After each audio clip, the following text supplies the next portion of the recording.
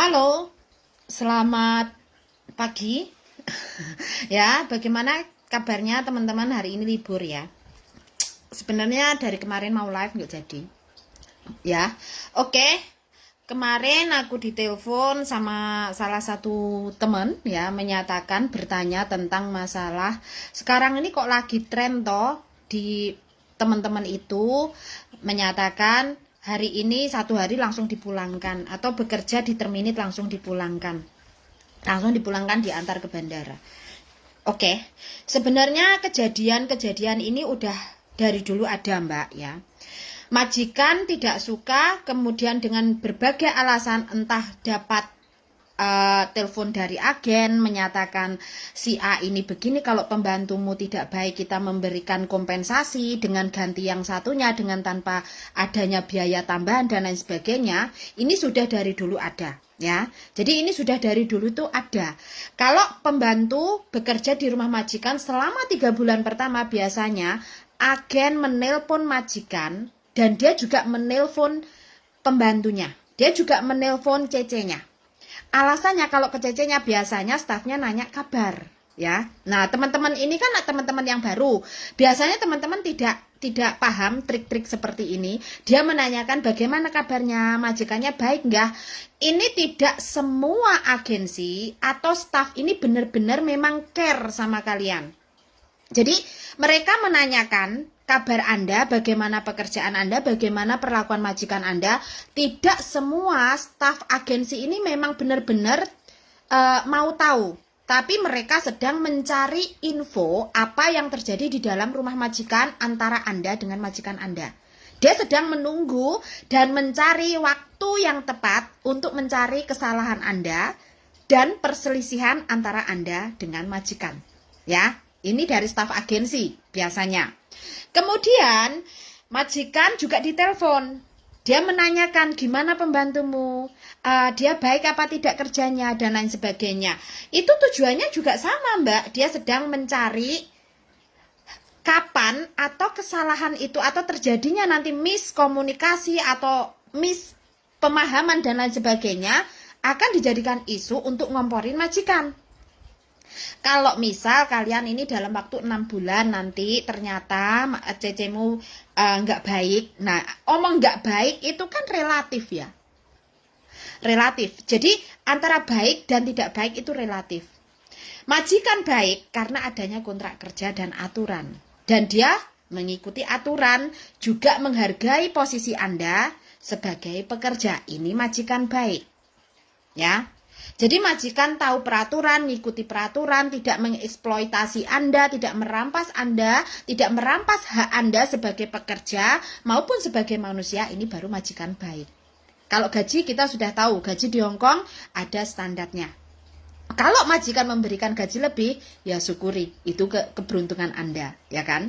Nah, kalau tidak ada kontrak kerja, tidak ada peraturan, dan majikan yang tahu namun pura-pura tidak tahu jauh lebih banyak. Kenapa? Di sini adanya postingan dan juga beberapa postingan berkali-kali lebih menekankan sebagai PRTA atau sebagai pekerja wajib tahu. Karena yang kalian hadapi adalah majikan yang pura-pura tidak tahu. Sama seperti yang ada di media sosial. Dia bisa pura-pura saya membantu Anda, pura-pura di sini telepon saya menolong, tapi sebenarnya dia sedang menjebak Anda. Ya, jadi dia memanipulasi kalian. Karena yang kalian hadapi ini majikan-majikan yang bermuka dua sebenarnya. Ya, di Hong Kong itu banyak sekali majikan bermuka dua. Contoh carane. Nek kalian libur, ya kan, biasanya kan seharusnya kalian libur itu hak kalian. Mau ngapain saja juga hak kalian, ya. Mau kok gawe istirahat kek, mau kok gawe turu sedino juga hak kamu, mau kamu tidak keluar juga hak kamu, mau kamu keluar seharian juga hak kamu, mau kamu jadikan jualan juga hak kamu. Tapi di dalam beberapa hak ini dan beberapa yang kalian lakukan ada konsekuensinya. Ya, ada konsekuensinya. Di antaranya, di saat hari libur kalian membiasakan diri mengerjakan sesuatu atau mengerjakan pekerjaan rumah. Contoh, Majikan juga bicara enak, ngomong gini, C, hari ini libur kamu, tapi bisa nggak kamu itu ngepel dulu sebelum keluar? Bisa nggak kamu sapu dulu sebelum keluar? Nah, kalau teman-teman memberikan kebiasaan Anda mengerjakannya, nanti majikan juga kebiasaan. Dan akhirnya menjadi satu kewajiban. Ya kan? Padahal itu bukan kewajiban Anda. Tapi di luar sana banyak sekali teman-teman yang selalu menyatakan bahwa kita kan melu wong mbak, kudune ngertilah dan lain sebagainya. Hello, bukan begitu konsepnya. Ya, bukan begitu konsepnya. Anda ini konsepnya Anda bekerja. Anda dibayar karena tenaga Anda. Bukan Anda ini, majikan Anda wajib mengerti perasaan Anda. Tidak, majikan tidak membawa perasaan Anda. Dia tidak peduli dengan emosi Anda. Kecuali majikan dengan Anda memang sama-sama sudah menerapkan 3 hal, yaitu peraturan menganggap Anda sebagai pekerja, manusia, dan sesama. Jadi hubungan ini kalau sudah dibangun akan berbeda. Karena komunikasinya terbangun, jadi akan timbul rasa pengertian. Ya, akan timbul rasa pengertian. Itu berbeda lagi. Akan timbul rasa kekeluargaan, tetapi tidak keluar dari jalur aturan. Ya, itu berbeda. Kebanyakan dari majikan yang di Hong Kong itu, Mbak, dia nggak peduli. Jadi teman-teman kebanyakan terbawa arus emosi teman-teman sendiri. Merasa, aku ki mbak wis neng kene wis suwi, terus anaknya majikan sudah lengket sama saya, apa hubungannya sama pekerjaan Anda? Yaitu udah pekerjaan Anda, lakukan sesuai dengan porsi Anda, jangan melebihi porsinya. Ya, ini penting sekali. Tidak boleh Anda memberikan akses melebihi porsi dari kewajiban Anda. Kalau Anda tidak menegaskan, ya selamanya Anda akan dijadikan bahan oleh majikan itu, dimanipulasi lagi. Engkau sampai dirayu sidik, ditambahi sidik, sampai sudah luluh. Tapi majikan akan kembali lagi. Itu hanya berlaku 48 jam. Besoknya dia udah kembali lagi. Nah, ini perlu perlu dicatat ya. Perlu dicatat dan dipahami. Terus selanjutnya, ini kan tentang kalau libur ya, libur itu 24 jam. Yang artinya 24 jam itu Anda tidak boleh bekerja, tidak boleh disuruh kerja. Tapi kalau kalian mau melakukan pekerjaan itu atas dasar sukarela, ya silahkan. Tapi jangan dibiasakan. Misal nih, kayak aku. Kalau aku sendiri dari dulu memang dapur, yang saya utamakan dapur. Saya nggak suka dapur saya berantakan. Jadi itu sudah di awal, di saat interview, sudah saya sampaikan. Kalau kalian mencuci piring, sebaiknya tidak usah dicuci, ditaruh aja di basin. Aku pulang mau jam berapapun pasti tak cuci. Nggak nunggu besok. Itu karena prinsip saya sendiri. Jadi bukan karena majikan saya nyuruh, bukan pula karena saya memanjakan, tidak. Tapi hanya sebatas nyuci piring dan basing. Ya, jadi tidak lagi merambah kemana-mana. Nah, ini masalah libur kita. Kemudian kemarin itu kan banyak nih di media sosial menyatakan, Mbak Kontreng, bagaimana sih sebenarnya setelah diterminit? Majikan menterminit hari itu juga ataupun memberi notis, kemudian mengeluarkan Anda di tanggal itu dan membelikan tiket hari itu. Terus mengantar Anda ke bandara. Sebenarnya kita punya hak sih, punya hak atau tidak untuk berontak, maksudnya berontak keluar dari airport, punya ya. Dan kasus itu sudah pernah banyak sekali di tahun 2021 kalau nggak salah, itu ada salah satu kasus dari teman kita, sama majikannya itu toksik banget. Majikannya berusaha untuk memaksa dia pulang, mengantar dia sampai bandara, sampai dia check in. Itu karena dia nggak mau nambah kontrak. Jadi karena dia nggak mau nambah kontrak, majikannya memanipulasi, kemudian membelikan tiket hari itu juga, akhirnya dia diterminit, ya kan? Terus langsung diantar ke bandara, check in. Dia tak sarankan maunya apa, tak tanya maunya apa, maunya cari majikan, dia sudah dapat majikan. Jadi dia sudah mendapatkan majikan di tempat lain, tinggal nunggu proses. Akhirnya dari bandara, waktu di bandara itu dia boleh keluar. Saya suruh ngomong sama pihak imigrasi. Jadi usahakan jangan bawa banyak barang. Kalau memang mau planning seperti itu, jangan bawa banyak barang. Tetapi kalau ternyata on the spot kalian sudah seperti itu, barang kalian banyak, ada beberapa pertimbangan. Ingat, setelah Anda dikeluarkan dari rumah majikan, izin tinggal Anda hanya 14 hari. 2 minggu saja.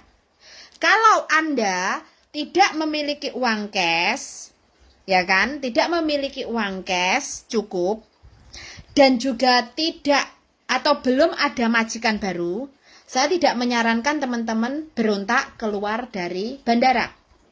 Karena apa? Rugi. Di antaranya teman-teman nanti tiket hangus, harus beli lagi tiket, ya kan? Terus harus tinggal di luar selama 14 hari. Setelah itu harus exit.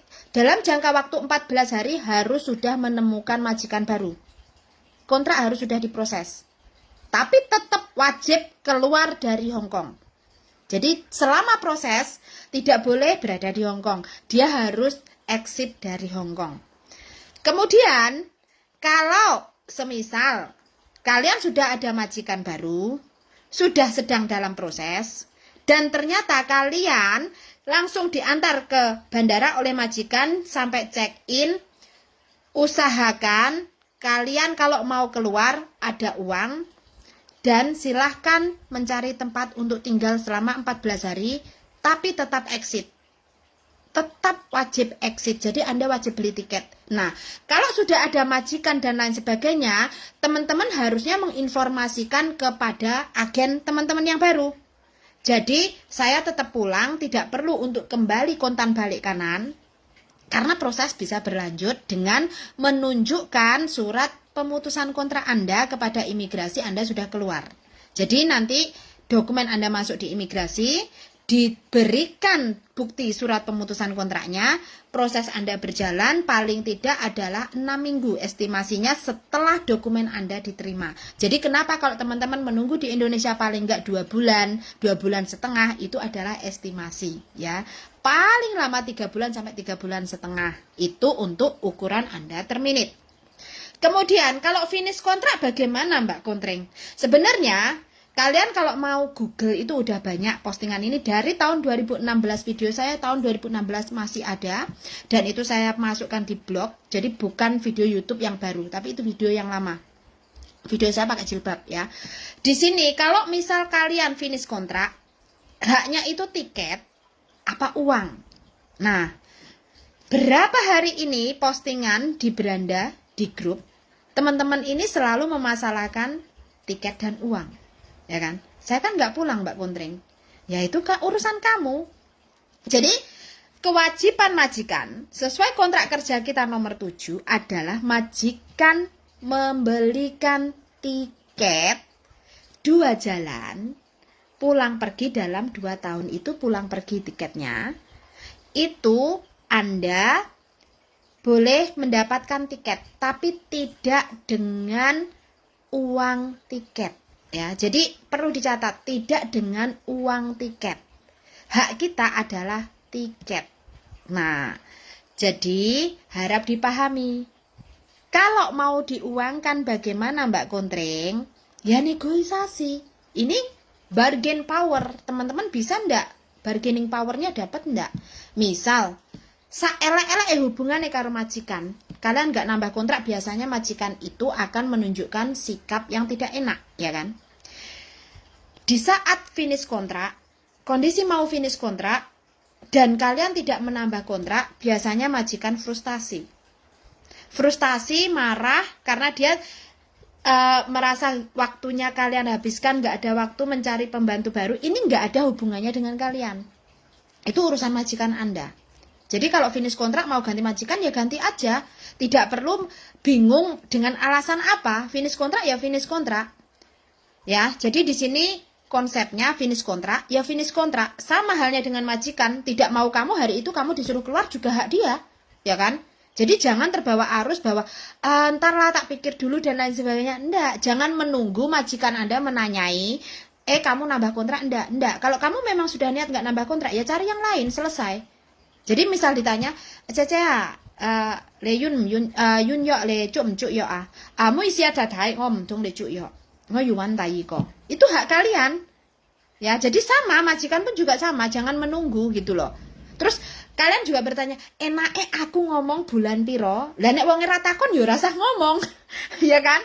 Kenapa juga majikan nggak nanya kamu ngomong buat apa? Belum tentu majikan itu butuh pernyataan kamu juga. Kecuali jauh-jauh hari memang kalian sudah ada nih kesepakatan mau nambah kontrak atau enggak, kamu lanjut enggak. Nah, tetapi perlu diingat bahwa sebenarnya perjanjian-perjanjian itu tidak berlaku secara hukum. Jadi teman-teman terbebani karena adanya perjanjian di awal. Pas interview mungkin aku bekerja melebihi dari 2 tahun, ya kan? Melebihi dari 2 tahun, pokoknya aku pengennya nambah kontrak. Nah, ditekoni kayak gitu, akhirnya teman-teman itu terbawa. Lah kan aku biar interview ngomong aku harus nambah kontrak, Mbak Kontring. Semua orang bisa berubah, Mbak. Tidak menutup kemungkinan majikan Anda, ya. Jadi di sini tidak ada you are not obligated to stay with one employer for your whole life. You are not obligated on it. Nah, jadi tidak ada ya teman-teman itu berkewajiban tinggal dan bekerja di rumah majikan yang sama sampai seumur hidup. Tidak ada. Ya. Kontrak kita jelas. Kontrak kita hanya 2 tahun. Dalam 2 tahun bisa diputus kontrak kapan saja. Ya, Anda bisa diputus kontrak langsung dengan 1 bulan gaji, juga bisa dengan notis. Ya, jadi itu tetap sama. Dan boleh dibelikan tiket, boleh tidak. Atau kompensasi dengan cash. Tetapi untuk hak yang sesungguhnya dan kewajiban yang sesungguhnya, majikan hanya membelikan tiket. Nah, di sini tiket itu majikan berkewajiban membelikan tiket. Kemudian kalau teman-teman tidak pulang, itu urusan teman-teman. Jadi di saat majikan membelikan tiket Anda, kontrak terputus entah finish kontrak, entah diputus kontrak secara prematur, majikan membelikan tiket mau Anda gunakan untuk pulang atau tidak, itu hak Anda. Tugas dan kewajiban majikan hanya membelikan tiket. Anda mau pakai atau tidak, silahkan. Mau jual lagi, monggo. Atau mau Anda hanguskan, juga tidak ada masalah. Ya. Ini konsepnya. Terus, kalau ternyata di dalam negosiasi itu, majikan memberikan kompensasi uang, kira-kira batasannya berapa, Mbak Kontring? Untuk batasan, di sini tidak ada spesifiknya secara tertulis di labor departemen. Yang diberikan jelas-jelas, kalau memang kalian dibatas negosiasi dengan cash, kalian bagaimana cara ngomongnya ke majikan. Ya, yang pasti kita itu tidak hanya one way, tetapi kita dapat round trip tiket. Ya, dalam 2 tahun itu round trip tiket. Nah, teman-teman cari aja misal di internet ada beberapa rekomendasi, Mbok. Kan kita buffet. Nah, kalau cari rekomendasi harga, cari yang hanya tiket 1 kali jalan sama yang 2 kali jalan. Karena yang 2 kali jalan itu lebih murah dari yang 1 kali jalan. Jadi perbandingannya, kalau ngomong neng majikan, kamu cari yang 1 kali jalan itu pasti lebih mahal. Tapi 2 kali jalan itu lebih murah. Kalau 2 tahun, Mbok, saya itu berhak 2 kali tiket. Jadi datang dan pulang. Nah, banding kon banding nih harga nih. Nek 1 kali jalan sak ini, Mbok. Nek 2 kali jalan sekian. Jadi sebenarnya 2 kali jalan itu lebih murah. Ya kan? Nah, jadi kita negosiasinya seperti ini. Terus ngomongnya, tapi kan karena kita nggak ada nih spesifik batasan, Mbok, patut-patutnya kowe ngewahi piro, tapi yo aja terlalu sidik. Ngomongnya gitu. Jadi sama, itu adalah cara kita menegosiasi kepada majikan tentang uang tiket. Ya, tiket yang diuangkan atau negosiasi cash tidak dengan tiket. Ya. Tapi ada juga majikan yang gagah membelikan tiket, tidak salah karena itu hak mereka dan hak kita untuk menggunakan tiket tersebut atau tidak. Ya, kemarin kan ada nih yang posting, Mbak bagaimana ngomong ke majikan bahwa saya tidak pulang, saya pindah majikan biar saya orangnya tanya harga tiket berapa. Kenapa kamu sebegitu ribet? Majikan itu bisa ngecek melalui internet harga tiket berapa, kamu tinggal ngomong tujuan rumah kamu mana sesuai kontrak kerja. Masalah regane piro, kuwi wis urusane kono karo internet, karo travel. Kenapa kamu yang bingung cari harga? Kan nggak lucu. Ya toh? Nah, jadi jangan tertipu, jangan termanipulasi dengan alasan majikan kongkon awakmu takon ning nggone kancamu, takon ning nggone Facebook, takon ning ndi. Enggak, karena sebenarnya majikanmu juga bisa cari gitu loh. Majikan kamu ini juga bisa ngelihat di internet, itu bisa Mbak, nggak usah kamu ajari. Jadi jangan tertipu, itu bukan tugas kamu. Masalah nanti kamu dapatnya berapa, itu beda lagi ya. Terus ternyata majikan tidak membelikan bagasi, bagaimana Mbak Kontreng? Nah, ini trik ya. Biasanya majikan membelikan tiket tanpa bagasi kuwi dadaan. Tiket sing murah dadaan. Dan itu secara peraturan undang-undang di Hong Kong melalui Labor Department maupun kontrak kerja, masalahnya tidak ada specifically dengan bagasi. Berbeda kalau Singapura. Singapura di MOM dijelaskan majikan berkewajiban membelikan tiket berikut bagasinya. Itu Singapura. Kalau Hong Kong tidak ada. Tapi dari KJRI sudah ada sebelum approval kontrak kerja, letter of application, di mana ditandatangani majikan. Di situ ada tambahan, majikan berkewajiban bertanggung jawab membelikan tiket berikut bagasinya. Ini yang bisa menegur majikan kalau tidak ada bagasi siapa? KJRI sama agen. Agen berkewajiban menegur majikan jika ternyata majikan membelikan si anak ini tidak ada bagasi. Jadi kalau ada anak melapor ke agen, "Mem, ternyata majikanku itu membelikan tiket nggak ada bagasi." Tugas staf agensi wajib menegur majikan, wajib membelikan bagasi. Karena itu ada di pernyataan surat letter of application sebelum di-approve kontrak kerjanya. Kalau pemerintah Hong Kong memang tidak ada spesifiknya harus ada bagasi. Bisakah dituntut jika tidak ada bagasi? Tidak ada. Tapi minimal kita bisa negosiasi. Ya. Dan perlu dicatat, kalau ini dilanggar, masuk ke catatannya KJRI. KJRI akan memasukkan catatan, oh majikan ini ternyata tidak bertanggung jawab terhadap pekerjanya. Sama dengan asuransi. Majikan berkewajiban membiayai dan mengobatkan kondisi sakit dari pekerja dalam kondisi akut maupun kronis. Ada asuransi ataupun tidak, majikan berkewajiban. Sama. Itu semua ada di letter of application. Tinggal teman-teman berani atau tidak menyuarakan hak teman-teman sendiri. Karena yang berurusan dengan majikan Anda, ya Anda sendiri. Tidak agensi, tidak saya, tidak orang yang di luar sana. Jadi kalau teman-teman berurusan dengan majikan, Anda menelpon orang luar ini tidak mempunyai hak penuh atas apa yang terjadi di dalam rumah majikan. Dan majikan pun bisa membantah dengan cara lihai pinwaya. Kuani mesi ya.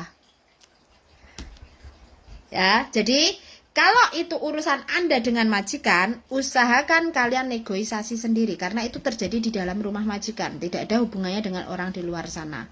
Jadi kenapa saya lebih menekankan teman-teman sendiri wajib tahu, karena di saat kalian argumen kalian mempunyai dasarnya ya. Jadi kalau kalian nggak punya dasarnya, kalian nggak bisa argumen. Di saat dimanipulasi oleh majikan dengan peraturan yang menurut ini peraturan negara dijadikan peraturan majikan, kalian nggak bisa protes, kalian nggak bisa melindungi diri kalian sendiri.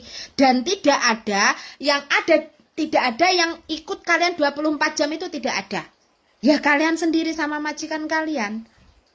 Jadi beranilah untuk speak up kepentinganmu sendiri, melindungi dirimu sendiri. Di situ tujuan beberapa postingan berapa hari ini adalah mendidik kalian dengan ilmu, pengetahuan, dan kalian mampu berargumen sesuai dengan data.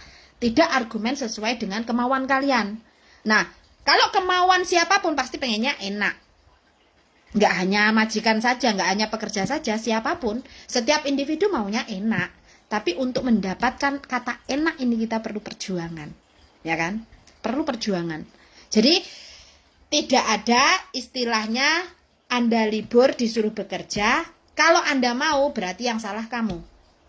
Dan tidak boleh protes. Anda tidak sanggup menolak.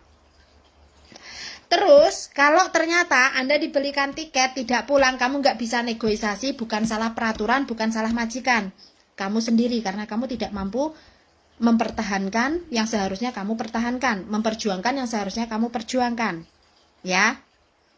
Nah, terus dipaksa pulang oleh majikan maupun oleh agensi, diantar sampai bandara, kamu pengen keluar, boleh, itu hak kamu. Kamu hanya ada izin tinggal 14 hari berikutnya.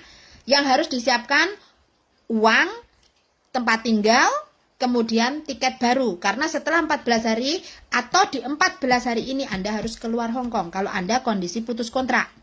Kalau Anda finish kontrak, kalau dokumen sudah masuk di imigrasi, Anda boleh tinggal di Hong Kong karena aplikasi Anda sedang on proses. Jadi aplikasi submit dokumen sedang on proses, Anda boleh tinggal di Hong Kong. Dengan catatan, Anda terminate kondisi khusus dan finish kontrak. Terminate kondisi khusus di mana Anda dibolehkan menunggu proses di Hong Kong dengan tanpa pulang ke Indonesia. Itu artinya Anda boleh menunggu di Hong Kong. Yang perlu disiapkan adalah tempat tinggal, uang, dan tiket. Kalau Anda pulang dulu sebelum Anda memasuki kontrak baru. Tetapi kalau Anda langsung bekerja, Anda tidak perlu membingungkan tiket. Jadi Anda langsung proses majikan baru, Anda langsung bekerja. Nggak masalah. Tapi Anda hanya mendapatkan izin tinggal 1 tahun, tidak lebih dari 1 tahun. Dalam 1 tahun ini Anda harus exit atau keluar atau jutkeng. Mau jutkeng kemana saja, terserah Anda. Mau ke Indonesia, Malaysia, Brunei, Makau, Thailand, silahkan. Itu hak Anda. Jadi nggak ada yang melarang. Mau jutkeng kemana, nggak ada yang melarang. Catatannya Anda exit dari Hong Kong. Ya. Dalam kurun waktu 1 tahun. Terus, kemarin masih banyak juga, Mbak Kontreng, saya mau cuti, tapi visa saya mepet. Kira-kira bisa tidak? Tidak ada masalah. Jadi teman-teman ini misal cuti, ternyata visanya mepet, tidak ada masalah. Yang penting Anda sampai Hong Kong sebelum atau di tanggal terakhir, tanggal visa Anda sebelum jam 12 malam.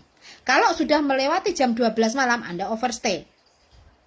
Di sebelum tanggalnya atau di tanggal terakhir visa Anda sebelum jam 12 malam, Anda dipastikan sudah sampai di Hong Kong dan sudah masuk di imigrasi sebelum jam 12 malam. Kalau sudah jam 12 malam lewat 1 menit saja, Anda sudah overstay. Ya. Terus, kalau misal Mbak Kontreng, ternyata saya mau kembali, visa saya sudah overstay, bagaimana? Hong Kong tidak ada masalah. Karena di saat Anda kembali ke Hong Kong, Anda hanya diberi visa visitor. Visa visitor itu 30 hari. Selanjutnya dalam kurun waktu 30 hari itu, Anda harus melapor ke imigrasi secara langsung atau walk in person, membawa dokumen Anda dan juga form ID 988A, fotokopi paspor, kontrak kerja, Hong Kong ID, dan surat permohonan maaf dari Anda dan majikan. Kenapa Anda sampai Hong Kong overstay atau kenapa sampai Hong Kong melebihi dari tanggal visa Anda?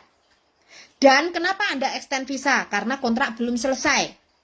Terus suratnya seperti apa Mbak Kontreng? Suratnya ada di Google. Yaitu surat permohonan extend visa. Itu ada 4 versi saya tulis. Alasan disesuaikan saja dengan masalah kalian apa ya. Terus selanjutnya Anda akan diberi visa sampai Anda finish kontrak. Jadi tidak ada masalah. Kemudian masalahnya ada di mana Mbak Kontreng? Biasanya di Bandara Indonesia.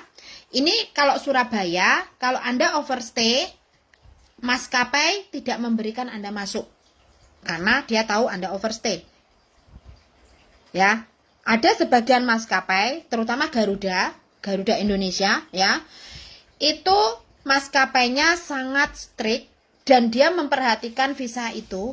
Kalau Anda ternyata overstay, mereka tidak membolehkan Anda check-in dan membiarkan tiket Anda hangus. Kemudian akan memberikan negosiasi Anda beli tiket baru, tiketnya PP, alasannya Anda pakai visa visitor. Ya, ini tidak keberuntungannya ya. Tapi kalau Anda beruntung dan bisa menjelaskan dan dia menerima, itu beda lagi. Kuwi ya bejomu. ya.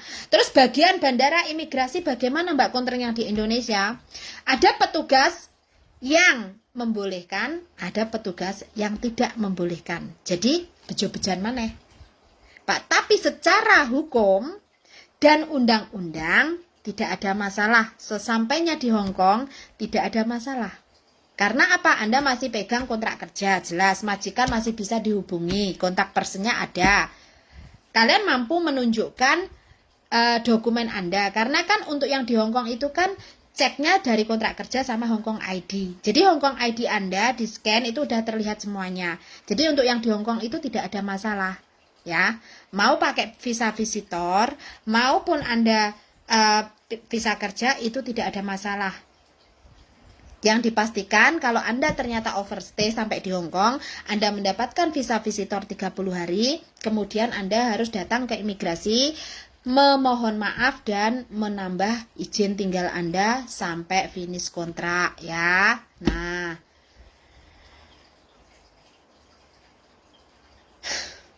Mbak, masalah data ganda kamu cari di Google sudah saya bahas ya.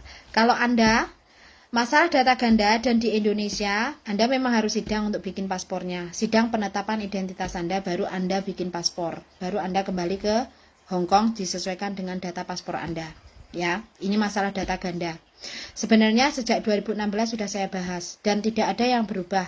Kalau Anda bertanya, jawaban saya adalah sama karena secara undang-undang Anda pun juga tetap menjadi pihak yang salah. Karena Anda sadar kenapa Anda dipalsukan identitasnya, ya. Ini untuk masalah data ganda. Dan sebenarnya saya nggak mau dicampur aduk, tapi karena di situ ada yang komen saya jawab ya. Dan kamu minta saya jawab, sebenarnya udah saya jawab, tapi kamu nggak puas. Kamu sudah komen di mana-mana, kamu sudah komen di status saya, dan sudah saya jawab, tapi kamu sekarang komen lagi. Dan di sini artinya Anda tidak puas dengan jawaban saya, dan sekali lagi jangan bertanya lagi. Jawaban saya akan tetap sama. Kamu ulang komen dengan akun yang berbeda pun dan di status saya yang berbeda, jawaban saya adalah sama. Tidak ada yang berubah. Anda data ganda tidak sama, silahkan Anda selesaikan pilih data yang mana dengan melalui sidang penetapan identitas selanjutnya baru Anda proses dokumen, ya. Kalau Anda ke negara yang sudah Anda lalui, Anda dipastikan harus menggunakan data sebelumnya, jangan menggunakan data yang baru. Karena Anda sama saja dengan false identity atau fake identity. Di saat Anda berurusan dengan fake identity, sudah saya tulis Anda dipenjara dan juga Anda dipidana. Bisa ya dipahami? Nah, sampai di sini dan selamat berlibur. Hari ini cuacanya panas ya. Nah, terima kasih. Sampai jumpa di next berikutnya untuk pembahasan berikutnya yang sebenarnya sudah dibahas berkali-kali. Oke? Terima kasih. Sampai di sini dulu. Bye-bye.